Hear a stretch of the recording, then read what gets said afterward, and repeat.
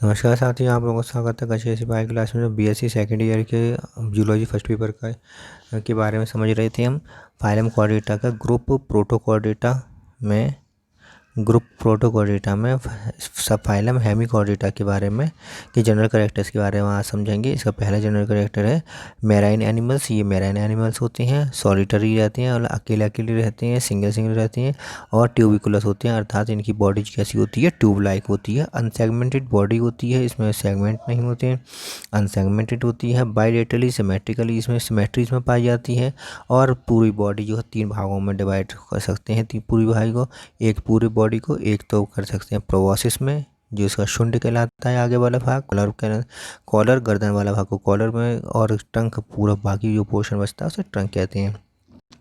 तो 3 भागों में से बांट सकते हैं, प्रोबॉसिस, कॉलर और ट्रंक। एलिमेंट्री कैनाल जो होती है वो कंप्लीट होती है।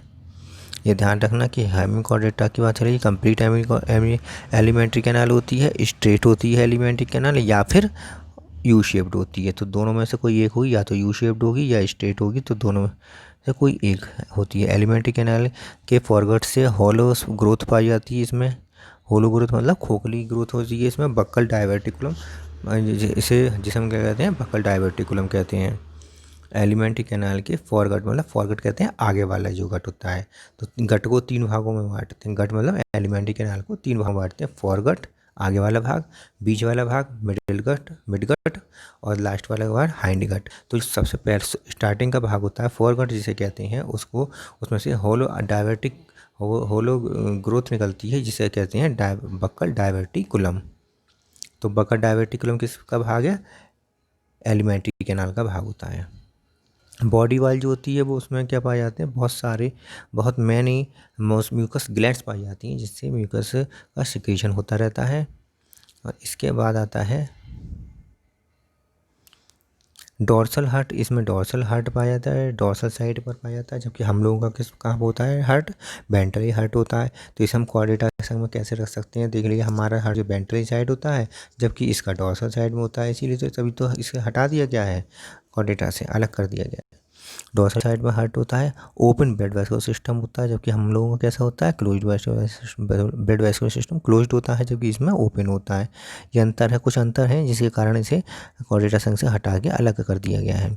एक्सक्रीशन किसके द्वारा होता है, प्रोबॉसिस ग्लैंड द्वारा। प्रोबॉसिस ग्लैंड कौन सी होती है, इस ग्लैंड का नाम है ग्लोमेरुलस। ग्लोमेरुलस द्वारा ही इसमें एक्सक्रीशन होता है। अगला आता है 1 डोर्सल नर्व कॉर्ड। तो एक ही डोर्सल नर्व कॉर्ड पाई जाती है इसमें, केवल एक डोर्सल नर्व कॉर्ड पाई जाती है इसमें, ये याद रखना। होती तो नर्व कॉर्ड एक ही है, लेकिन डोर्सली साइड पर होती है, ये याद रखना, डोर्सल साइड पर एक नर्व कॉर्ड होती है। नॉर्मली सेक्सुअल रिप्रोडक्शन प्रेजेंट होता है, और मेल और फीमेल अलग अलग होते हैं, सेपरेटली होते हैं। फर्टिलाइजेशन कैसा होता है, एक्सटर्नली फर्टिलाइजेशन होता है, अर्थात बॉडी के बाहर फर्टिलाइजेशन, क्योंकि ये मैराइन है, पानी में स्पर्म को छोड़ देते हैं, पानी में ओवा को छोड़ देते हैं, और बाहर बॉडी के बाहर है फर्टिलाइजेशन की क्रिया होती है, इसलिए से एक्सटर्नल फर्टिलाइजेशन होता है। डेवलपमेंट डायरेक्ट हो सकता है, इनडायरेक्ट भी हो सकता है। अगर इनडायरेक्ट होता है तो इसमें टर्नेरिया लार्वा बनता है। इसी के साथ मैं आपसे कहना चाहता हूँ कि अगर पहली बार मेरे चैनल पर आएँ तो इसे सब्सक्राइब कर लें, मेरे चैनल को लाइक करें और अपने साथियों के साथ शेयर कर दें, जिससे कि मेरा भी सब्सक्रिप्शन बढ़े और लोग शेयर करने से आपके साथियों को जो आपके क्लास में हैं, क्लासमेट्स हैं या आपके साथी हैं, उनको भी मेरी वीडियो का लाभ हो सके। पहले ये समझा जाता था कि बक्कल डायवर्टिकुलम जो है वो उसे नोटोकॉर्ड माना जाता था, लेकिन ऐसा नहीं है। अब पता चल गया है कि डाइजेस्टिव सिस्टम का ये पार्ट है, इसलिए हेमिकॉर्डेटा को कॉर्डेटा से हटा दिया गया है और अलग कर दिया गया है। ठीक है, अब आगे देखते हैं कि जो हेमिकॉर्डेटा है इसका क्लासिफिकेशन देख लेते हैं। तो क्लासिफिकेशन में क्या है कि इसके अंदर 80 स्पीसीज़ को इंक्लूड किया गया है, 80 स्पीसीज़ को इंक्लूड किया गया है इसके अंदर। और इसे हेमिकॉर्डेटा को 2 क्लासेस में बांटा गया है, 2 क्लासेस में बांटा गया है। एक तो है एंटेरोपन्यूस्टा और दूसरा है टेरोब्रेंकिया। एंटेरोपन्यूस्टा और टेरोब्रेंकिया ये 2 हैं। तो सबसे पहले हम देख लेते हैं क्लास फर्स्ट एंट्रोपनुस्टा की जनरल कैरेक्टर से देख लेते हैं।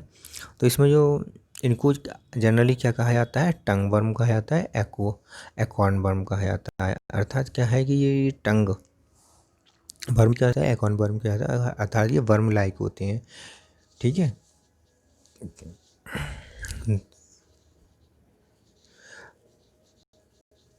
अगला देते हैं। सेकंड है सिंगल ही होते हैं, ये अकेले होते हैं, सॉलिटरी, अकेले अकेले रहते हैं, कोई झुंड में नहीं रहते, सॉलिटरी होते हैं, सिंगल होते हैं।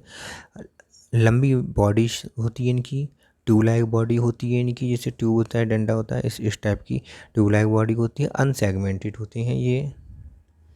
प्रोबॉस्किस जो होती है वो या तो सिलेंड्रिकल होगी या फिर कॉनिकल होगी, दोनों में से कोई एक होगी, या तो सिलेंड्रिकल हो सकती है या कॉनिकल प्रोबॉस्किस हो सकती है। यूनिसेक्सुअल होते हैं, यूनिसेक्सुअल मतलब नर आधा अलग होते हैं, मादा अलग होते हैं, यूनिसेक्सुअल होते हैं। और कई सारी इसमें गिल स्लिट्स पाई जाती हैं, जो और गिल स्लिट्स किस की होती हैं, यू शेप्ड होती हैं, गिल स्लिट्स यू शेप्ड होती हैं। एलिमेंट्री कैनाल जो होता है वो स्ट्रेट होता है। इसमें स्ट्रेट का मतलब क्या होता है कि सीधे सीधे होता है। अगर इसका माउथ जो है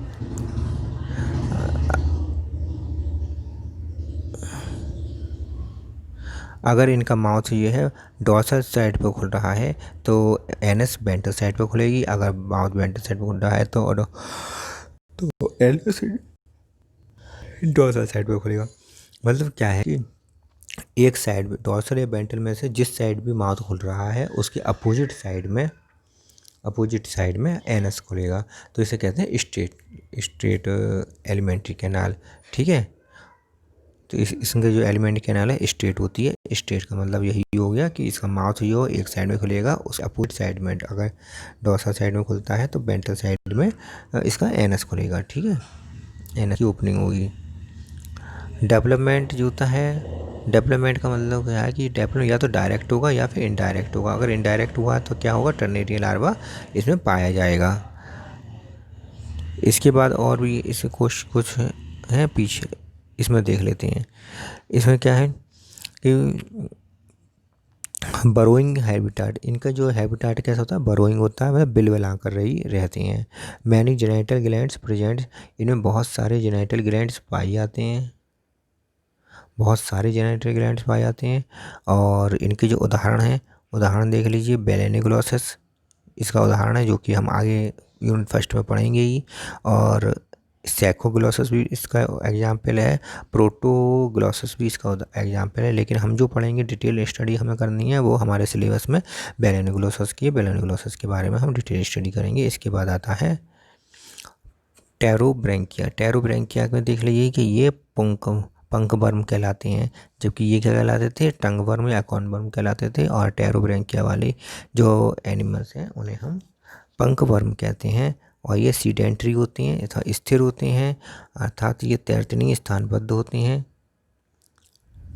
ठीक है, एलिमेंट्री कैनाल यू शेप्ड होती है। यू शेप्ड का मतलब ये होता है कि जिस साइड माउथ होता है उसी साइड एनस खुलता है। मतलब डॉर्सल साइड में अगर माउथ होगा तो एनस भी और डॉर्सल साइड में खुलेगा, वेंट्रल साइड में माउथ होगा तो एनस भी वेंट्रल साइड को ही खुलेगा।